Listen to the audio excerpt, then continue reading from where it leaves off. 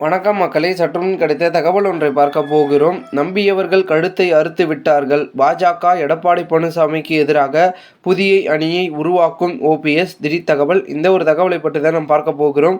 தகவலை பார்ப்பதற்கு முன்னதாக நீங்கள் நம்மளுடைய சேனலுக்கு புதிய பார்வையாளர்களாக இருந்தீர்கள் என்றால் மறக்காமல் நம்மளுடைய சேனலை சப்ஸ்கிரைப் செய்து வைத்துக் கொள்ளுங்கள் மக்களே. தற்பொழுது முன்னாள் முதல்வர் ஜெயலலிதா மறைவுக்கு பிறகு அதிமுக இரண்டாக உடைந்தது. எடப்பாடி அணி, ஓபிஎஸ் அணி என இரண்டாக செயல்பட்டு வந்தது. பாஜக தலையிட்டால் தொடர்ந்து இந்த இரண்டு அணிகளும் இணைந்தன. தொடர்ந்து அதிமுக ஒருங்கிணைப்பாளர் பன்னீர்செல்வம், எடப்பாடி பழனிசாமி இணை ஒருங்கிணைப்பாளர் என்ற நிலையில் இணைந்து வழிநடத்தி வந்தனர். ஓபிஎஸ்க்கு துணை முதல்வர் பதவி வழங்கப்பட்டது. ஆனால் கட்சியில் செல்வாக்கு என்பது எடப்பாடி பழனிசாமிக்கு அதிகமாக இருந்தது. 2022ஆம் ஆண்டு எடப்பாடி பழனிசாமி பொதுச் செயலாளராக தேர்ந்தெடுக்கப்பட்ட அதற்கு பன்னீர்செல்வம் கடும் எதிர்ப்பு தெரிவித்திருந்தார். இதனால் பன்னீர்செல்வம் மற்றும் அவரது ஆதரவாளர்களுக்கு பொதுக்குழு தீர்மானம் மூலம் கட்சியை விட்டு நீக்கப்பட்டனர். இதற்கு எதிராக போட்ட வழக்குகளில் ஓபிஎஸ் தொடர்ந்து பின்னடைவை சந்தித்து வருகிறார். அதே சமயம் அதிமுக பெயரில் செயல்பட தடை விதிக்கப்பட்டதால் ஓபிஎஸ் தற்போது அதிமுக தொண்டர்கள் உரிமை மீட்பு குழு என்ற பெயரில் தற்காலிகமாக செயல்பட்டு வருகிறார். 2024 மக்களவைத் தேர்தலில் பாஜக கூட்டணியில் சேர்ந்து ராமநாதபுரம் தொகுதியில் சுயேட்சையாக பலாப்பழம் சின்னத்தில் போட்டியிட்டு வெற்றி வாய்ப்பை இழந்தார். ஆனால் அதிமுகவை பின்னுக்கு தள்ளி இரண்டாவது இடம் பிடித்தார். அதுவும் அதிக பணம் செலவு செய்துதான் இரண்டாவது இடத்திற்கு வந்தார். மக்களவைத் தேர்தலில் கடும் தோல்விக்கு பிறகு அதிமுகவில் பிரிந்துள்ள அணிகளை இணைக்க வேண்டும் என்று பாஜக முடிவு செய்தது. இதற்காக பாஜக பல்வேறு வகைகளிலும் முயற்சிகளை மேற்கொண்டது. ஆனால் எடப்பாடி பழனிசாமி அணிகள் இணைப்பு சாத்தியம் இல்லை, ஓபிஎஸ்ஐ ஒருபொழுதும் ஏற்க மாட்டேன் என்பதில் பிடிவாதமாக இருந்து வருகிறார். அதே நேரத்தில் வரவுள்ள சட்டப்பேரவை தேர்தலில் அதிமுகவும் பாஜகவும் கூட்டணி அமைந்துள்ளது. ஆனால் ஓபிஎஸ் டிடிவி தினகரனை இணைக்க மாட்டேன் என்பதில் எடப்பாடி உறுதியாக இருந்து வருகிறார். இந்த விஷயத்தில் பாஜக தலையிட வேண்டாம் என்றும் எடப்பாடி கூறிவிட்டார். இதனால் அதிமுக இணைப்பில் ஓபிஎஸ்க்கு உத்தரவாதம் அளிக்க முடியாது என பாஜகவும் கூறி வந்தது. எடப்பாடியின் கடும் அழுத்தத்தால் இதுவும் கை நழுவிவிட்டது.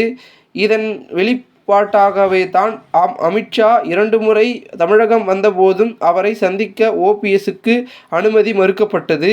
இதை ஓபிஎஸ் வெளிப்படையாகவே கூறியிருந்தார். ஏற்கனவே பிரதமர் தமிழகம் வந்தபோது ஓபிஎஸ்க்கு அனுமதி வழங்கவில்லை. இந்த நிலையில் 2 நாட்கள் சுற்றுப்பயணம் பிரதமர் மோடி தமிழகம் வந்தார். அப்பொழுதும் ஓபிஎஸ் ரொம்ப இறங்கி வந்து சந்திக்க கடிதம் எழுதினார். இதற்கு எடப்பாடி கடும் எதிர்ப்பு தெரிவித்தார். இதனால் பிரதமர் மோடியை சந்திக்க ஓபிஎஸ்க்கு அனுமதி வழங்கவில்லை. எடப்பாடி சந்திக்க அனுமதி வழங்கப்பட்டது. அதே போல ஜி.கே. வாசன், ஏ.சி. சண்முகம் உள்ளிட்ட கூட்டணி தலைவர்களுக்கு மட்டும் வரவேற்பு அளிக்க அனுமதி வழங்கப்பட்டது. தொடர்ந்து ஓபிஎஸ் புறக்கணிக்கப்பட்டு வருவதால் அவர் கூட்டணியில் இல்லை என்ற நிலை உருவாகியுள்ளதாக கூறப்படுகிறது. இதனால் கடும் அதிருப்தியில் இருந்த ஓபிஎஸ் கோபத்தில் 2 நாட்கள் தனது சொந்த ஊரான பெரியகுளத்திற்கு சென்று விட்டார். ஓபிஎஸ் சந்திப்புக்கு அனுமதி அளிக்காதது அவருடைய ஆதரவாளர்கள் மத்தியில் கடும் அதிருப்தியை ஏற்படுத்தியது. இதனால் பாஜக கூட்டணியில் இருந்து விலக வேண்டும் என்கின்ற குரல் தற்பொழுது எழுந்துள்ளது. பாஜகவை நம்பி தான் இவ்வளவு நாட்கள் இருந்தோம். அவர்கள் சொல்லும் பேச்சுக்கு எல்லாம் தலையாட்டினோம். ஆனால் அவர்களும் கைவிட்டு விட்டார்கள்.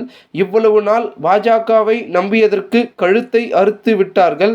இனியும் அவர்களை நம்பி இருந்தால் அரசியல் வாழ்க்கை அழிந்து போய்விடும் என்றும் ஓபிஎஸ் அணி நிர்வாகிகள் தங்கள் குமுறலை வெளிப்படுத்த தொடங்கிவிட்டனர். இதனால் எடப்பாடி அணிக்கு எதிராகவும் பாஜகவுக்கு தக்க பதிலடி கொடுக்கும் வகையிலும் புதிய அணியை உருவாக்கலாம் என்ற முடிவுக்கு ஓபிஎஸ் வந்துள்ளதாக தகவல்கள் வெளியாகியுள்ளது.